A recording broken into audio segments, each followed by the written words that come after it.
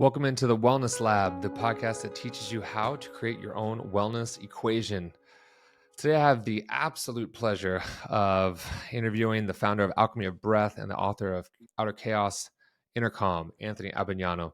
And if you've ever thought about how do I make breathwork work for me, how do I start to demystify some of these practices of understanding myself, turning inward, of learning about myself, of healing myself, this episode is absolutely for you. I was floored throughout it, listening to his teachings, his experience, the vulnerability he shares, and his own struggles and challenges in life.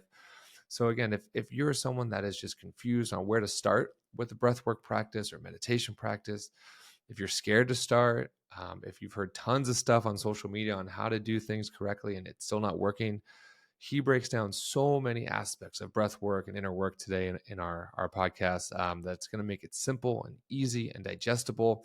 And at the end, I found it to be really inspiring as well, of the simple things that we can do right now to start to affect the people around us, to eventually affect the world. So dive in, get ready, listen deep, and enjoy this deep, vulnerable conversation about how to make breath work for you.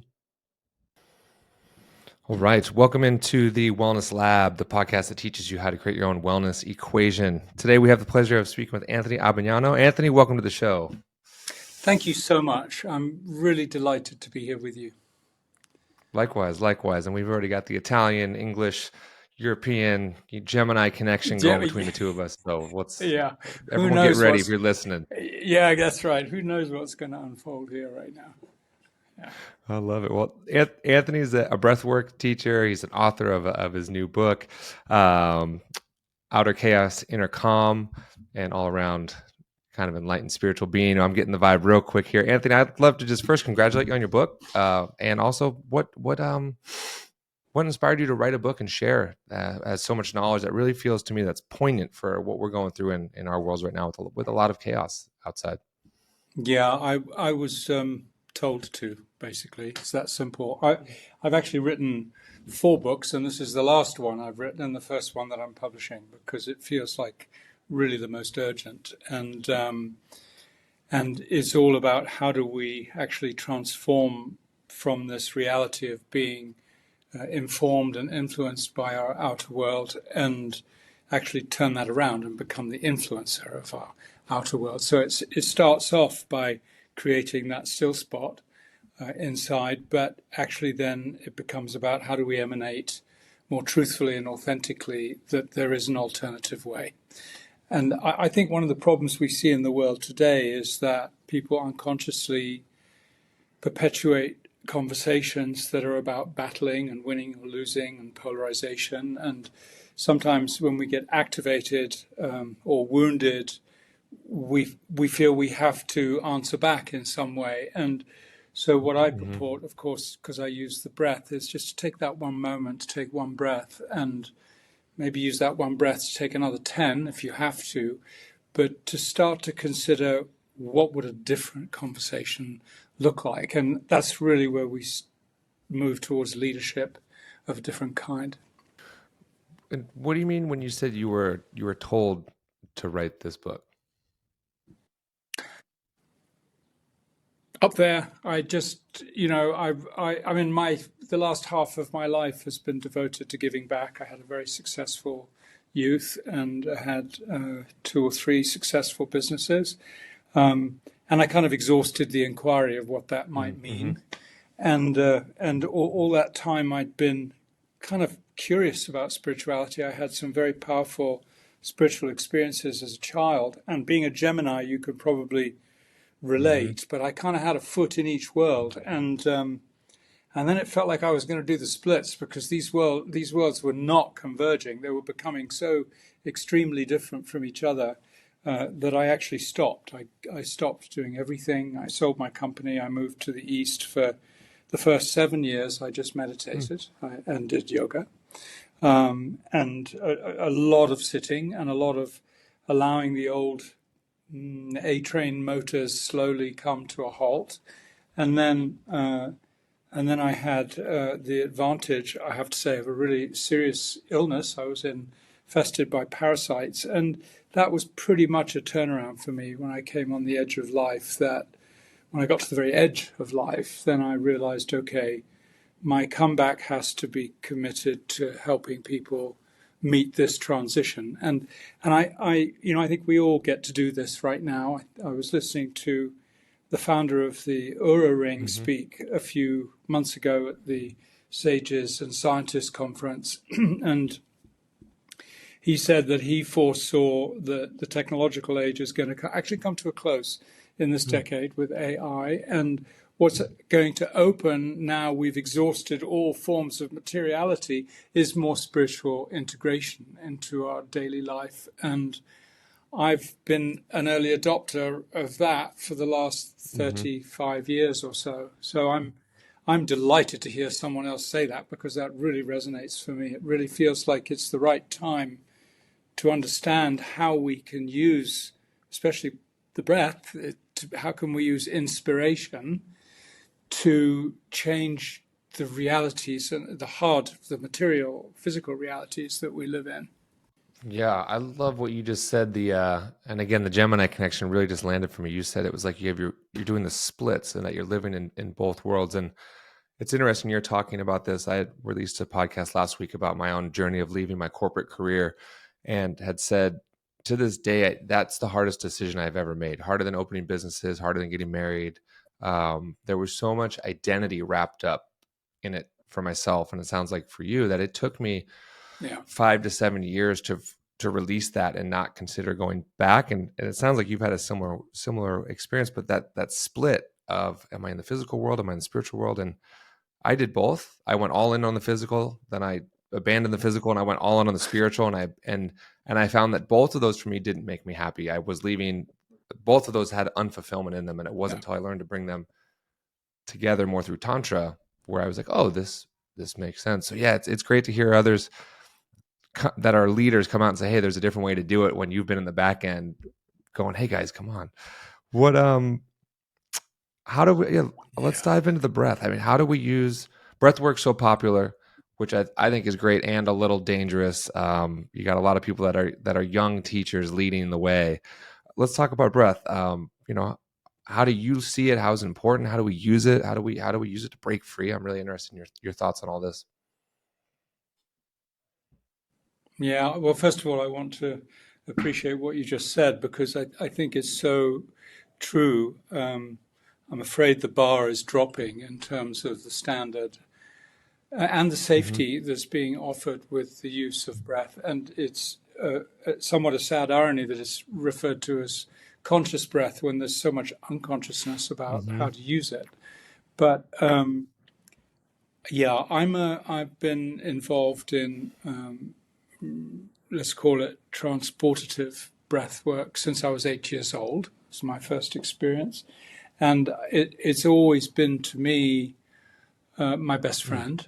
And the way I do teach, I have maybe 2,000 graduates now that are all over the world that are facilitating what we call Alchemy of Breath, because it's the alchemy that exists in the breath that fascinates me. I feel a bit like an 8-year-old with a video game, that it's compelling and it's easy to get obsessive and keep discovering more and more that exists. And I often say just one breath, the cycle of an inhale and an exhale, is really enough for a lifetime of study. So, and that's what I'm finding out. The more that I study, the bigger the scope is, and therefore the smaller I become. And so I'm a teacher, certainly, but I'm also a student, primarily a student. And my understanding of the breath is that it is spirit. That's why the word inspired exists. And I think in America it'd be called SBNR, spiritual but not religious. And I also understand that makes up like 30 or 40% of the North American population. That what's been offered to us in the past about spirituality has been not quite ample enough, and has sometimes, as we see in the world today, been extremely divisive to the point of even hurting each other or doing worse. So to me, the beauty of the breath is that it's a benign force. It's referred to in every religious document, but it has no branding. Doesn't even belong to certainly any company like mine, but it doesn't belong to us even as human beings. We've always got to give it back. So there's so much in the world of breath to discover that I've made it my purpose to make it my best friend and hopefully cut the long grass so other people can make that journey in their own right. Because when we really lean into our breath and we learn to trust our breath, there is no better friend that we can have. Than any other person outside us cannot meet me the way that my breath can meet me. And if one's prepared to indulge this concept, what I posit, that the breath is the highest form of spirit that we can experience, we get to see what the alchemy is when we breathe consciously and live in this incredible body that we're given, this incredible vessel that we're given to live in, and which is mostly commanded in our daily life, which is mostly commanded by our subconscious. So what happens when we bring our consciousness and our subconsciousness and then the superconsciousness, if you will, into the same space? And that's where pivotal moments occur. Some people would call them miraculous. Life changes can happen in half an hour. And we get to understand that the problems that we think we suffer from are really tiny in terms of the vastness of support that's there available and the care that everybody really has underneath the surface. So how can we access that and help each other stay in that space of care and compassion and love? Oh, I have so many questions now, but I'm gonna ask a selfish one because you just mentioned something that my teacher kind of dropped on me a year ago, and I don't know if you know where Mount Shasta is, if you're familiar with that space. So Yes, I do. I Yeah. go up there every quarter to study with my teacher, and I've noticed the higher I go up the mountain, the calmer my mind gets. The thought forms start to dissipate, and I can hear what I usually can't Yeah. without all the noise of living in San Francisco. And I'm driving up there, and I just start checking in with my breath and noticing how it's feeling. And I start saying to myself some words like, I love myself, I love myself, I love myself. And I start feeling the effects of that, the words on my body, right, on my breath. And I go, well, let me try like, I hate myself, I hate myself. And I start feeling that. And I'm going, oh my God, if I can think a thought and I can feel it in my physical body and my breath, then I went, but what about all my subconscious thoughts that are doing that same thing that I'm not even aware of? And then I tell this to my teacher and he goes, well, you're not even thinking of the superconscious. And then he just kind of like smiles at me and walks away. And I'm sitting there like a kid with like, I'm like, what do I do now? But you just touched on that. Do you have any insights on how do we access those different layers? Because the thought of that my subconscious mind is controlling me in ways I'm not even aware of, to me, can feel overwhelming. And as a practitioner, exciting, but I could hear a lot of people going, how would I even start to work through that material? That's a beautiful and very profound question. Dr. Bruce Lipton suggests that 94 or 95% of all of our choices actually come from the subconscious, and only 4 to 6% come from the conscious. So there's a bit of a David and Goliath there, in terms of proportion. How can we use our consciousness to reinform a subconscious archive that we understand with today's psychology became full by the time we were 7 or 8 years old? So how do we access that and change things? And then what does the superconscious have to do with this? So my journey has involved the study of miracles. I was fascinated by them. I did a lot of journeying around and talking to people 15 years ago. And because I was convinced that there's something actually quite normal that's happening here, but I think our human tendency is to relegate that to being exceptional or abnormal and in the miracle category. So then the question I was asking myself and I was checking in with other people about was, okay, let's just assume that it is normally happening anyway, that miracles are happening every moment of the day, that must mean that we have to qualify in some way, or we have to notice in some way in order for it to become possible. And I sat with that for quite a few years. But then I understood when I started to teach the conscious connected breath and teach teachers how important that actually becomes. Because when I think we can make ourselves available for the miraculous. And that means that we get to use tools that might have been kind of knocked out of us when we were children. I remember, I don't know if this ever happened to you, but I remember at school being told he doesn't pay attention. He's always looking out the window. Yeah. But what I was doing when I was looking out the window was so valuable to me as a human being that to kind of move back into the rut that the teacher wanted me to live in and look at that darn blackboard and that formula or whatever it was that he wanted me to remember like a parrot just wasn't happening for me. And so I had a fantastic imagination and learned to keep compressing it and trying to make it more normal and so it would fit in and it wouldn't surprise people. So I think to reverse that, one of the principal tools that I use when I teach is to get people to imagine, because if you can imagine, then you really are opening a doorway to something different being possible. So to reclaim that childish imagination is a lot of my work, about reclaiming innocence, about reclaiming the inner child. And also, it's not about double-clicking on the trauma that hurt us when we were children. It's about kind of slipping behind it and rescuing the character that got isolated behind that incident. And there were many of those incidents. So as we grow, we actually have become more fragmented. We've left parts of ourselves behind that we don't want to remember, because that means we reconnect with the trauma. So we tend to archive those away, and impactful things will enter the subconscious. Beyond the age of 7 or 8, an impactful incident will still manage to squeeze itself in there. But how do we create ease for the subconscious? How can we actually re-equip it with different programs? Because we're operating on a system that's, like, for me, 65 years old. So the breath is key to this, because one of the few ways that we can access the subconscious as adults is with repetition.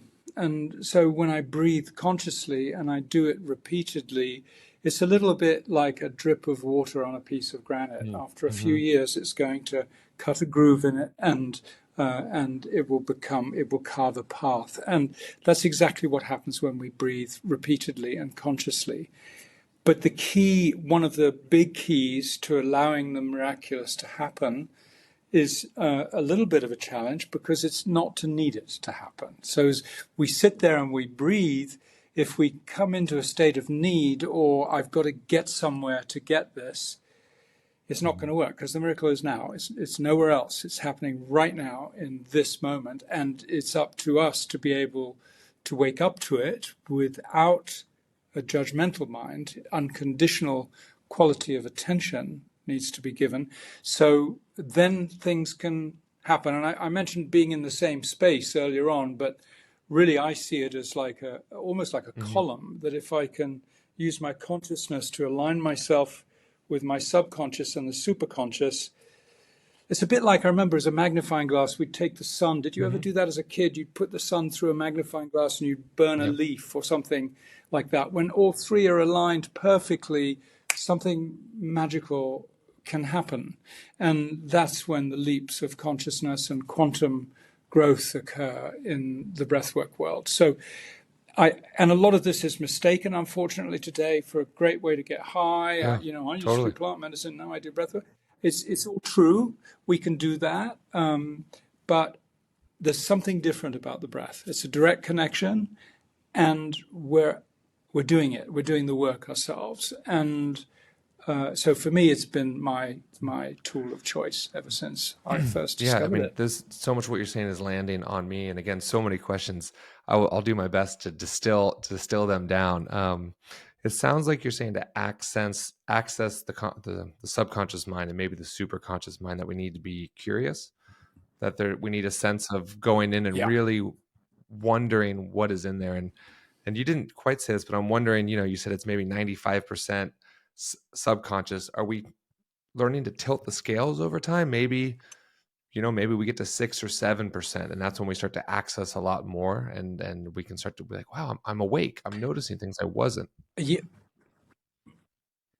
yeah, absolutely. And I think it's like anything in life. If you find something that works for you, then all of a sudden things get easier, Mm. right? Like you think about learning how to ride a bike or drive a stick shift or whatever it might be. It seems like, oh God, this is a muddle, but then all of a sudden it does get easier. And so I think the first times that we do it, if we pay the right quality of attention, and attention is really an important word here to study and be conscious of, because it actually means to wait. The Latin for attention is attendere, to Mm. wait. So what we do is when we give attention, when we pay attention to something, that we're actually waiting. We're not projecting, we're not assuming, we're not trying to make something. We're actually actively waiting. And it's an effortful quality of waiting. It's not just like, oh, well, Mm-hmm. yeah, la-di-da. There's a focus and a return to that focus as if you're attached to it by elastic. And then when you bring the power of the breath in there as well, that's when the leap can occur.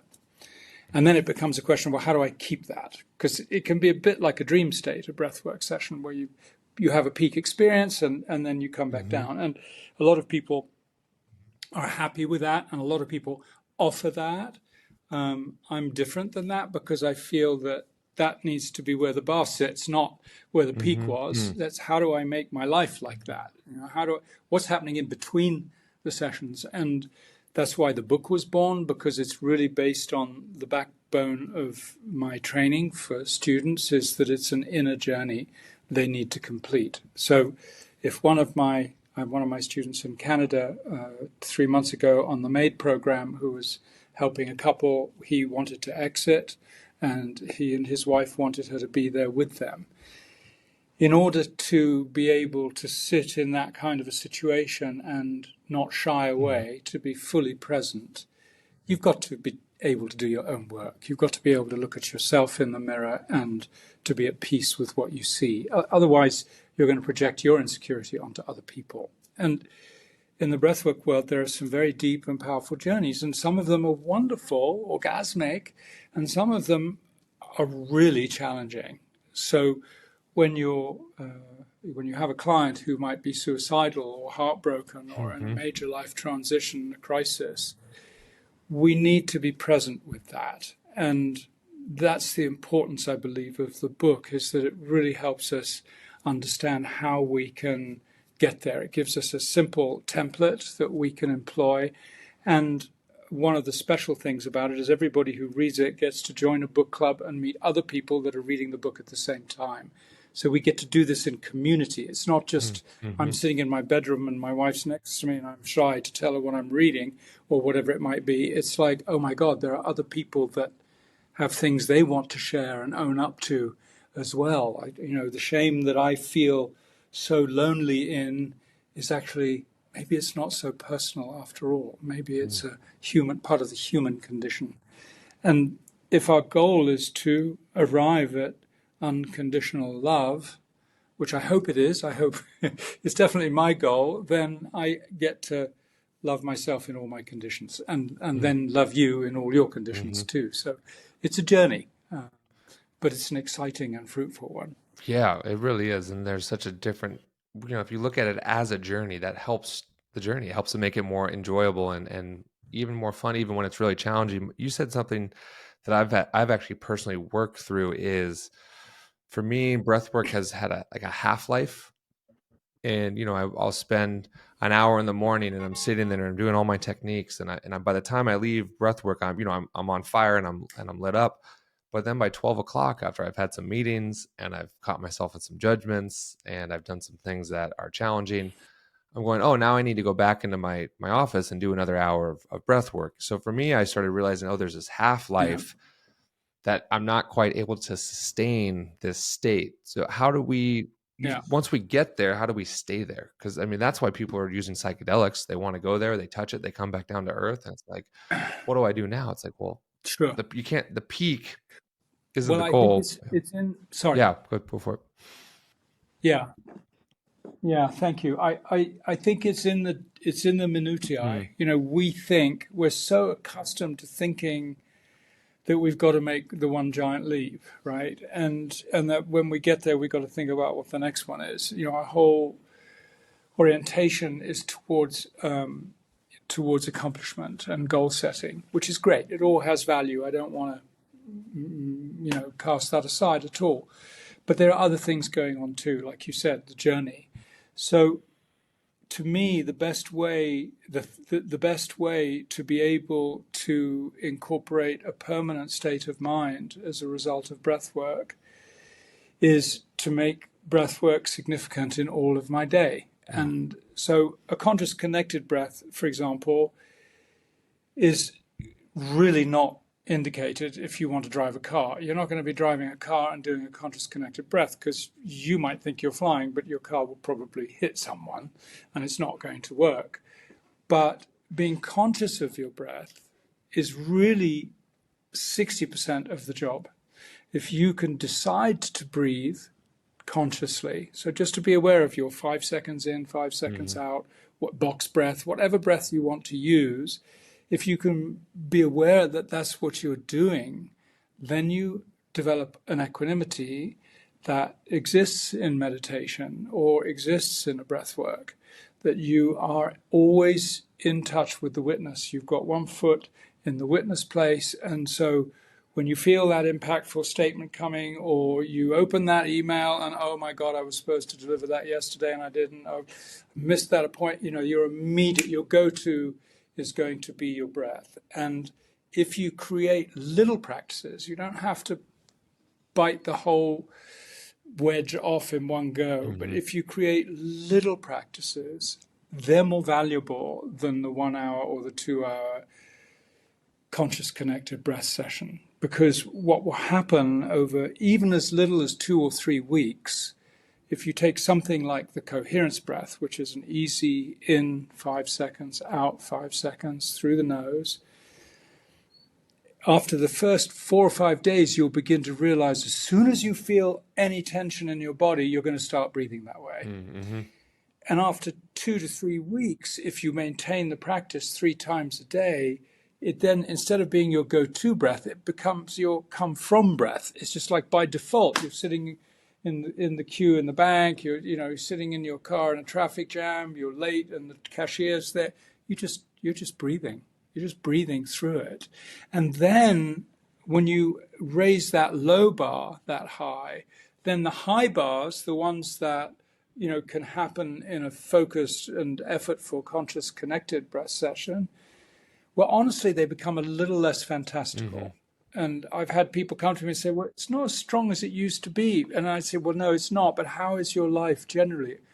Oh, my life is completely different. And so what I'm seeing is when the low bar is raised, then the peaks kind of get a little bit more mm, modulated. And so we don't get overimpressed by the bipolarity of the ups and downs. We're actually creating a median methodology of maintenance throughout our whole day. So it's not spectacular, lacks the spectacular, but it also lacks being forsaken. It doesn't get forsaken. It stays with us mm. more. Yeah, I've had that experience with psychedelics. As I've woken up more, the high feels less, and also the Yeah, come down feels less. Where I've seen friends or other people that their life is at a lower, let's just say state, and they love the high, but then the low becomes debilitating.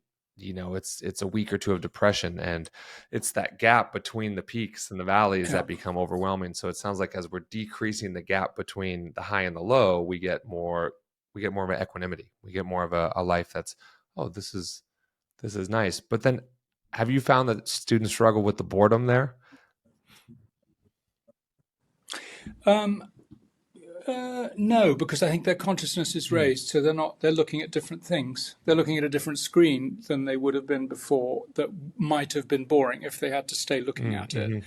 So I'm seeing that their landscape is changing. And I think for me, I mean, I've done, I think, just about all of the psychedelics in my life. I started when I was 16, so that's now 60 years ago, almost 60 years ago. But I think what's different about the breath, especially in regards to dopamine, is that we're actually contributing to the dopamine generation. We're working to create the dopamine, and the Mm. difference with a psychedelic or a plant medicine is that I'm not actually having. I mean, it takes a lot of guts to do it. I'll grant you that much for sure, but it's not that I'm actually effortfully getting somewhere. Mm-hmm. And I think that's the difference of the dopamine production from a breath work. It's in proportion to how much effort I put in. So it's an exchange. It's a transaction, if you will. Yeah, and I'm feeling that there's the word consciousness you're using. It's like if I'm consciously aware and I'm working through this material, I'm going to notice more things. I'm going to become aware of more things. I also maybe I can kind of like let it land on me more and integrate it because I'm present with it. I'm conscious with it. What do you mean when you just said conscious breath? What is that? What's the difference there between conscious breath and breathing? That means that I know that I'm breathing. Mm. I'm aware that I'm breathing, and I'm choosing a breath. And I think this is really deeply healing, much deeper than we would ever think possible. But if you consider, it's beyond what the mind can really comprehend. But I can give a hint, and that is that if you consider all the times in your life that you lost your breath because of the impact of something that happened, and I'm suggesting the negative things. Mm-hmm. It can happen with positive things too, that it took my breath away, but I'm referring to the more negative and challenging ones. If you think of all the times you lost your breath unconsciously, consider that every time you take a conscious breath now, you're regaining a choice that you couldn't make at the time. Because when you're traumatized, you lose your choice, Mm-hmm. right? Everything moves back to the back brain, into the amygdala. You've got three choices: fight, flee, or freeze. Mm-hmm. And your whole range of frontal lobe consideration, evaluation, weighing up options just disappears. And we've all had that occur to us. I had an incident at Gatwick Airport in England a few years ago, and it's a little embarrassing to reveal, but I was taking my car back to the car rental, and I couldn't find it. Was in a hotel or something off airport, and I couldn't find the darn thing, and I kept going around the roundabout and then down the freeway to the next roundabout. I was going back and forth, and eventually, I was running tight with time, so I called the lady up. I pulled out the rental contract and was tried to dial the number, and it was an answering machine. And so I was like, oh my God, what am I going to miss my plane? And it was all this drama going on inside my Mm-hmm. body. My breath's getting shorter and shorter. And then at the third attempt, someone did answer the phone. And I'm afraid I gave her a really tough time. I said, what is going on? I'm your client. I'm trying to return your car, and I'm going to miss my plane. And she said to me, sir, would you just take a breath with me? Mm-hmm. And I was like, Wow. oh God. And I realized that I knew that I could do that Mm-hmm. as I was driving. Then comes the ugly question: what was the hidden gain in listening to the story that I was telling myself, Mm-hmm. What's the payoff? as opposed to just stopping and taking a breath and letting it become more evident that that's what I was doing? And I don't know if you've ever been in that situation where you know that you're going to say the wrong thing. You know you're going to do it, but you feel so righteous about it that you're going to do it anyway. And things are just going to get more shitty as a result. Mm-hmm. And how many times do we do that in life? It's so frequent, and it's all happening because we've lost our emotional intelligence and our emotional acuity, which is to take a breath. that to me is the measure of emotional intelligence. It's the ability to take a breath when you don't want to. Mm-hmm. And once that becomes a habit, that's why when it's your best friend, instead of reaching for a cigarette or a drink or a button to press or whatever it is, that becomes your ally. It becomes what you turn to first. And once you learn how to do that, then life just gets a lot easier. Mm-hmm. And that's also when your presence, the quality of your being, can be seen instead of the quality of your doing. And then people will be attracted to who you really are, not this composite of personalities that we put together to cope with life. And that's really also what the book is about, is how can we gracefully choose which ones are functional and which ones might need an upgrade, and how to become the puppeteer, if you will, of our own show in this world, rather than being the puppet and at the behest of powers that be, or relationships that we don't have agency in, or all the other reasons that we lose our cool. We just lose our chill and blow it. Yeah, I love that. I'm thinking of the line from one of my teachers where he says, "You can't change a habit until you know you have the habit." And to me, Yeah, that sounds like it's like, okay, when I was younger on this path, I didn't know I got upset about returning the car. Now that I'm more adept, now I can see that I'm upset. I caught myself in this one last week. I yeah, got to there and then I got upset about myself for getting upset. And I'm going, well, that's not very unconditional of you, Nick, to now judge yourself for judging. Because I had the awareness to catch it all. I got in an argument with my brother and business partner, and I was so upset. And I'm in the house yelling, and I knew what I was doing. And then afterwards, I'm like, I'm so upset that I'm upset. And it's like, okay, now there's a new habit. There's me judging myself of, I should be better. yeah, I know better. I'm like, that's not fair, because if I knew better, I would have done better.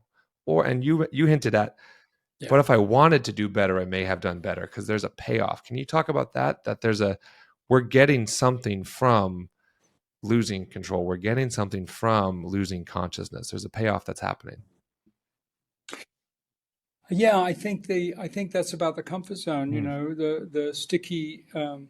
The sticky comfort of bad habits, and ones that we know are debilitating us. And that's when I'm helping people, when I'm giving sessions to people one to one, that's the most daring question you can ask. Really, what's the hidden gain in staying where you are?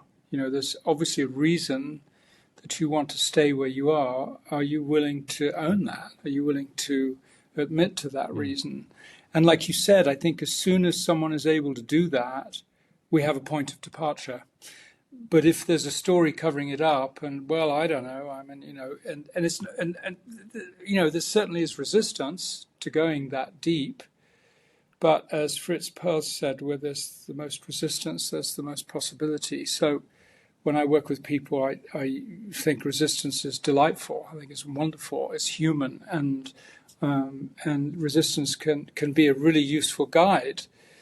And it can also be applied at the wrong times, just like all the other human emotions, like anger. And we can, if we can become more equanimous and more present, then, like I said, if you're the puppeteer, then you can pull which strings to make which puppet do what. And we've got loads of those puppets inside us, hundreds of them. So it's a lifetime work, but it's fun and playful, and creates change and difference, and perhaps most of all creates agency and a sense of agency. Like, okay, I'm co-creating with life now. I'm not waiting for the next foot to fall or the next hit to come. I'm okay with this. And it might appear damaging what's going to happen, but you know what? I can be present with that too. I have resilience and I have bounce back. And so that's what I wish for everybody, because if a few of us can learn to live that way, the people that we're in contact with will be influenced by that. And I think when you look at that from the other way around, it's like when you're in a room with 100 people at an event of some kind, and someone walks in who is present, you can tell, even amongst the music and the noise and the clinking of glasses or whatever there might be, someone walks in who's present, it changes the whole atmosphere of the room, and we find ourselves attracted to people like that. And so why don't we see what we can do about being that person? And once we've regained our agency, then maybe we can be agents for change for the world around us too. Mm-hmm. Yeah, I love what you just said around the like welcoming resistance and enjoying it and not shying away from it. I've even taught students a lot about around if you're going to be in resistance, do it consciously, because then you could actually learn quicker. Hey, I'm going to create a lot of drama in my life. Well, why? Because I'm going to do it on purpose, and I'm going to see all these shadows come up. I really love that. I don't think I've heard another teacher say that, resistance is a beautiful thing. How did you learn that? Because as a practitioner myself, that's where I get the most uncomfortable for sure. When I'm like, oh, are we getting too deep? Are we going too fast? Are they going to fire me because, I pushed too much? Those come up in me as a practitioner. That's my own unconscious work. But yeah, how did you get to that space of resistance is a great space? Yeah. Well, I think it was actually.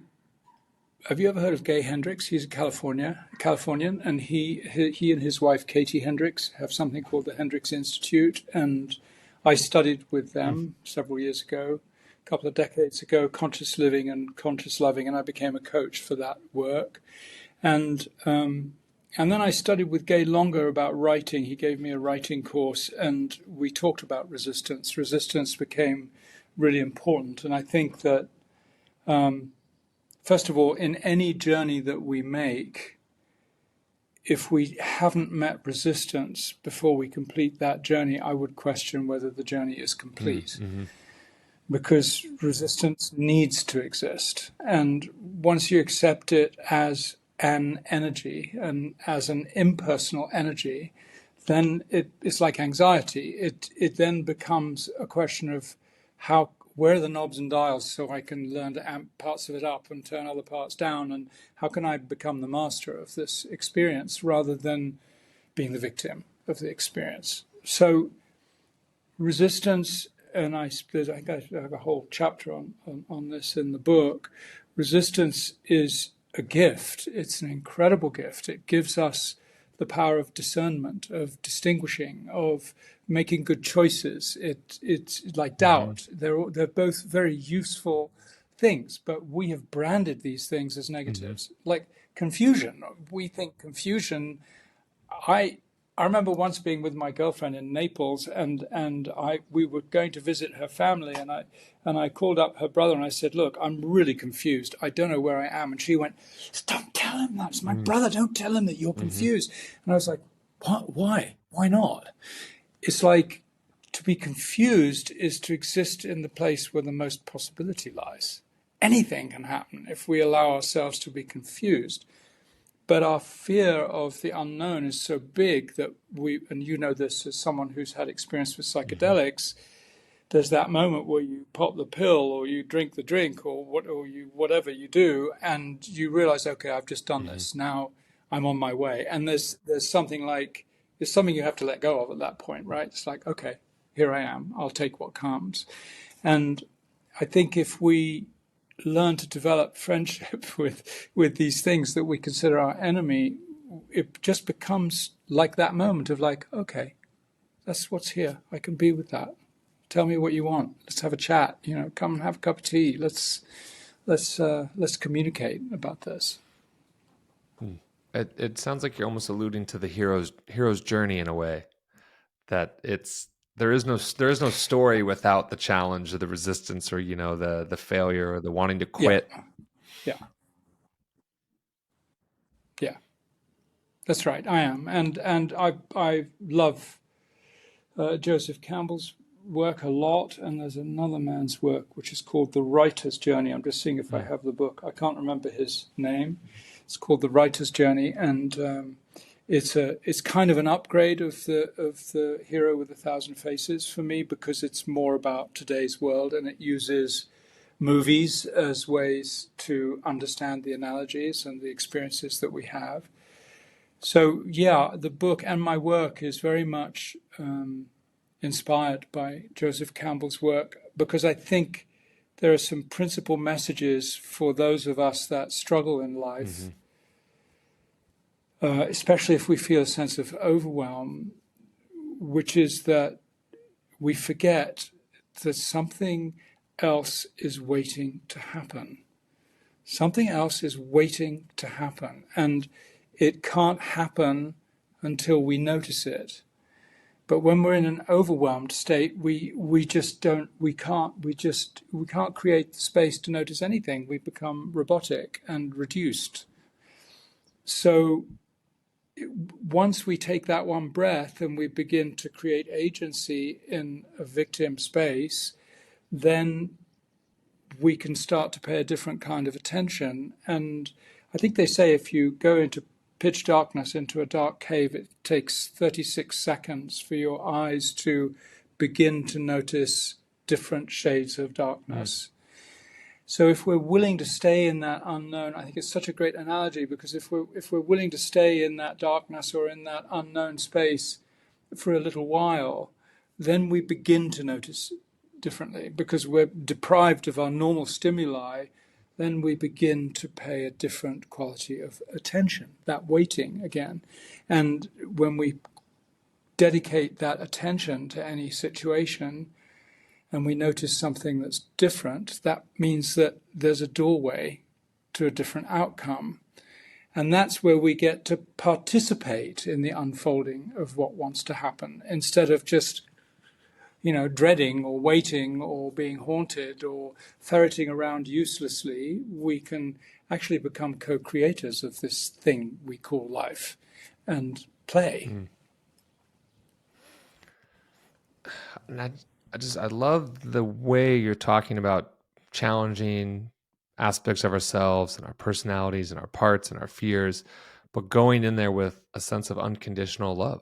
It's like, hey, when you go meet these parts of yourselves that you're afraid of, and you shake your fear's hand and say, hey, how you doing? Who put you here? Why are you here? And then it'll tell you, and I wonder what your experience is. It's go, oh, I'm here to protect you.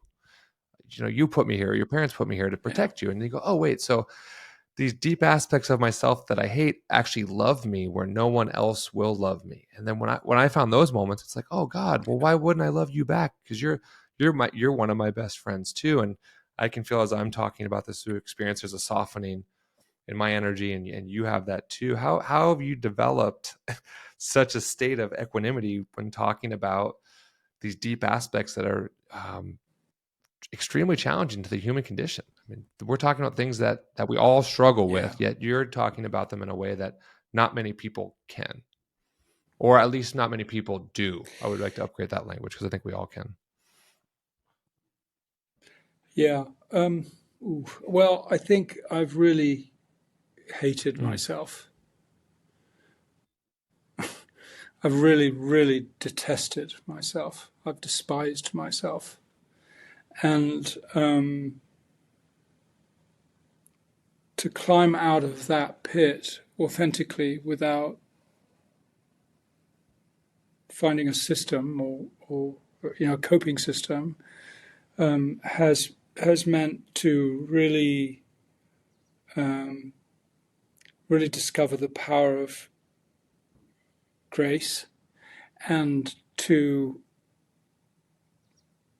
accept and embrace that there's a higher power than me. And if we don't, and a very clear understanding that if I don't believe there's a higher power, then there's no way a higher power can help me.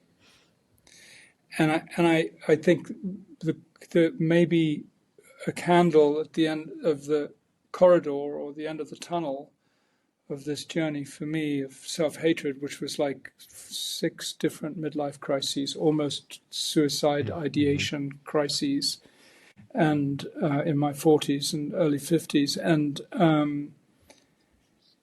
I think that candle at the end of that dark corridor, that horror movie corridor, with all these doors and not knowing what monsters of my own being were going to come in front of me, was that if I could do this, I can help anyone do it. And the road to unconditionality is full of disgusting conditions. It's stinky, it's rotten, it's shadowful, it's not easy, and I wouldn't have changed a thing. What can I say? I wouldn't change a thing. Yeah. And there's that beautiful statement that's now 2,000 years old, which has become a bit of a mantra for me in this last few years, which is, forgive them, for they know not what they do. So what would it look like to take that in for ourselves, to forgive ourselves for the things that we did because we just didn't know what we were doing? That brings a sense of ease. And a lot of my work that I do is about, as I said, inner child work, which is reconnecting with these parts of who we are. But it's also a lot to do with forgiveness work and the paradox of forgiveness work, because the more you do, the more you understand that it was a human invention that we needed to forgive or be forgiven in the first place. As spiritual beings, we know that, but in this earthly existence, it's a little more complicated than that. So, and you mentioned earlier on, Nick, you spoke of the inner critic, and I think that's really the big kahuna, is to meet the inner critic. And of course, the inner critic's the one that we shy away from, and that voice always comes at the wrong times, at 3 a.m, or when you've been hurt or you're feeling vulnerable, and smashes you down and tramples on top of you. And so then, what does it look like? What's the journey like to actually loving him or her?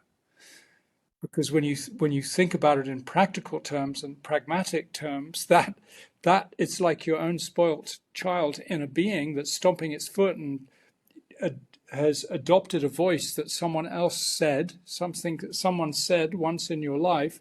You've taken it to be true, and it's become your own affirmation all the time. And so, gosh, what would it look like to love your inner critic? And what response might you get if you give your inner critic an ice cream? What would that look like for you to give your inner critic an ice cream and begin a relationship, create some circuitry, rather than this dissociation that we know doesn't work and it doesn't help. So that's what it took, really, was to meet my inner critic and to take care of him and let him know that I want him too. And he has value now to me, because he gives me guidance. But it's not punishing anymore. It's not diminishing and hurtful. It's more helpful. Wow. Thanks for going there, and that vulnerability. That I really, really appreciate it, and I can feel it in my system of you sharing your darker aspects of yourself that you've loved. And the inner critic piece it's been huge for me. Mine gets really big when I'm depressed or my energy's low or I'm hungover, and it goes, hey, no one cares what you have to say. That's what mine says. And then I go, well, I have a podcast. I'm a public teacher. A lot of my work is public speaking. So it's telling me that no one cares what I have to say. And then I go, oh, wow, what has that done? That's helped me become a better public speaker. That's helped me over prepare. That's helped me do way more work than the average person, because I don't feel like I should be in the room. And I go, oh, actually, thanks, buddy. And over time for me, it's gotten smaller. Yeah. Like it doesn't bump into as much stuff.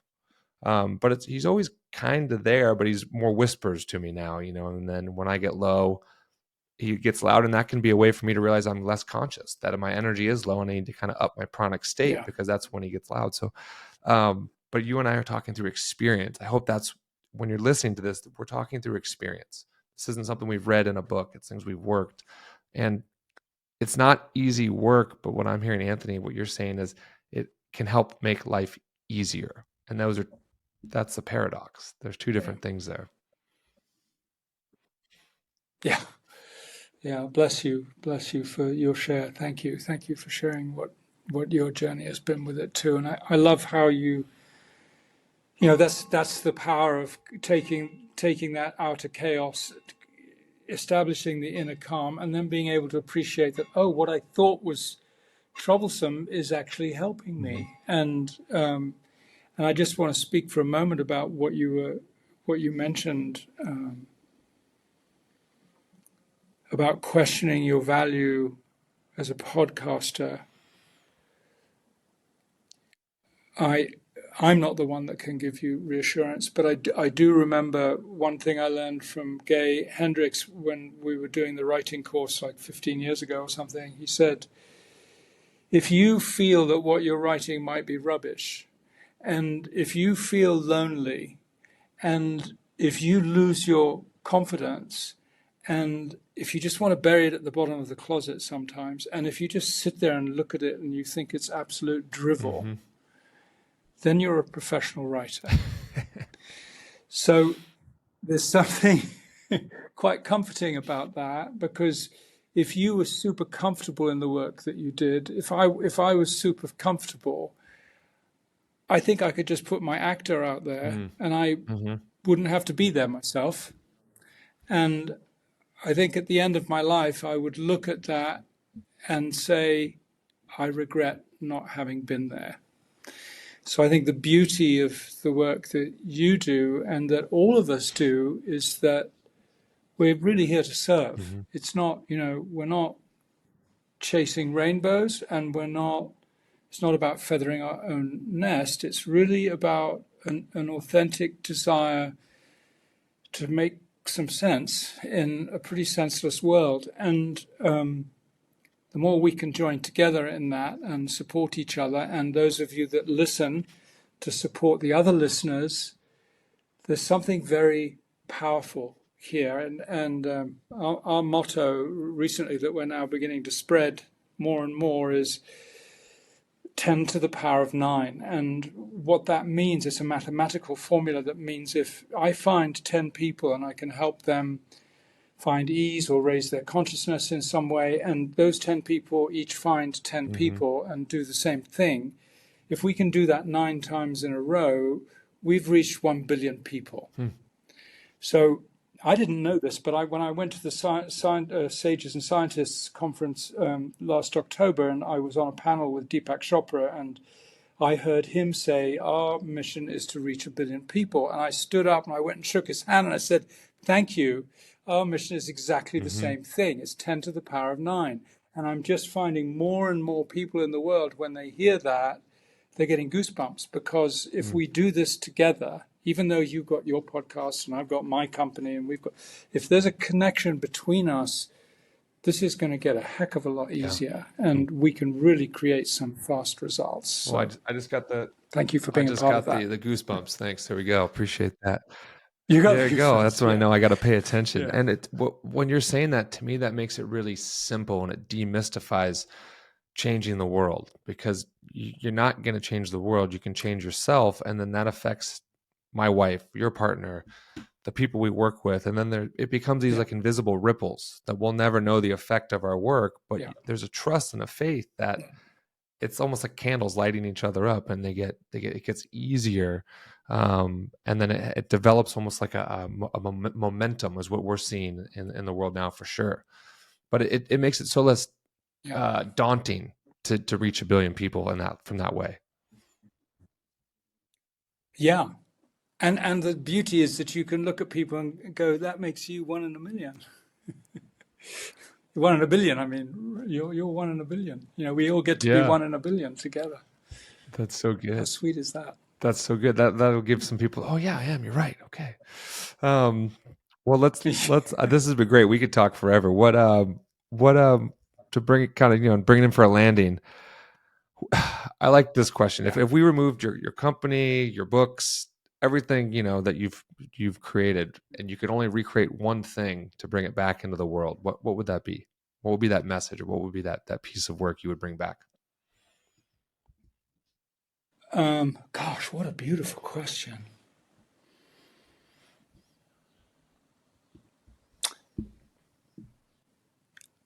I think it would be the first thing that comes is music. I think it would be Hmm. music.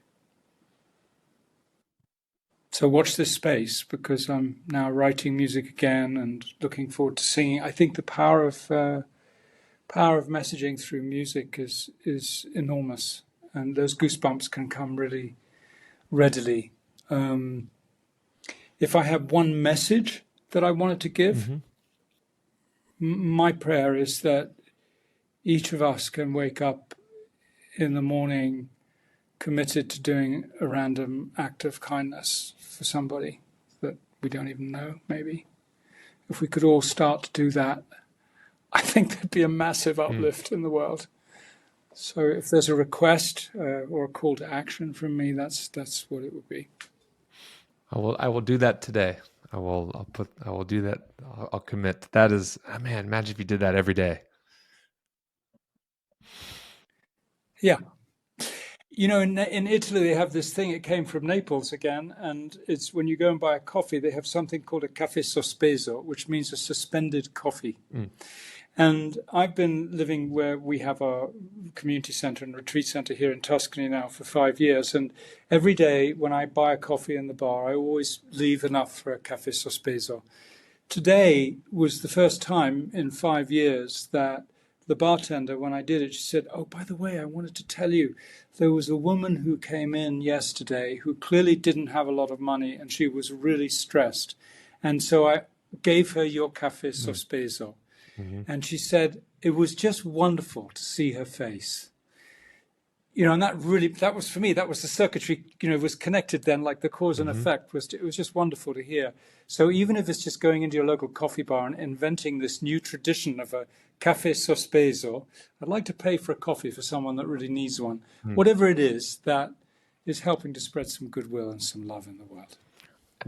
And when you do those things, and again, you mentioned it earlier, not from a place of trying, not from a place of attachment, from genuine service, that will light that person up so much, and it will then come back and light you up, and it becomes a circuitry of, or even giving someone a compliment. Hey, I really noticed you're doing great. You're making changes, or you've lost weight, or you're looking at, and they just go bing, and that to me, there's no better drug than that, of seeing that hit, that human being light up and really be present. So yes, unbelievable. What's the best way for people to reach out, find out about your courses, your trainings, your books? You can come to alchemyofbreath.com, alchemyofbreath.com. You'll find out all about us. We do land-based retreats, trainings, inner journey trainings. If you want to start simple, come check out the book, Out of Chaos, Inner Calm. It's on Amazon. And that's really the beginning, and you actually get to meet other people that are reading the book with you, which is really supportive and fun. And we have free breathworks every Sunday from morning and evening UK time, so we cover all time zones in the world, and we actually call it Breathe the World. And you can breathe online with several hundred other people and really get some stuff done. You can really get some shift and some movement, and also some amazing friendships. We really should be starting a marital agency or whatever. I bought alchemates.com about 5 years ago because I just see so many people that breathe with us who become couples and have children, and they say people who breathe together stay together. So reflect on that and see if you can bring breathwork into your life more. Very cool. Awesome. It's been a pleasure to have you on, and I really, really appreciate the vulnerability. I've really felt you, Anthony. I really, really felt your presence and your care and your work. And I feel it in myself right now, and I know our listeners are too. If you listen, I don't ask for anything on this podcast except for that if you love it, share it, subscribe, and if it's resonating with you, send it to someone who could use a little breath in their life, could use a little lift, and that's how we'll help elevate the consciousness of this planet. One conversation at a time. Anthony, thank you so much for your time. It's been a pleasure. Thank you. Welcome.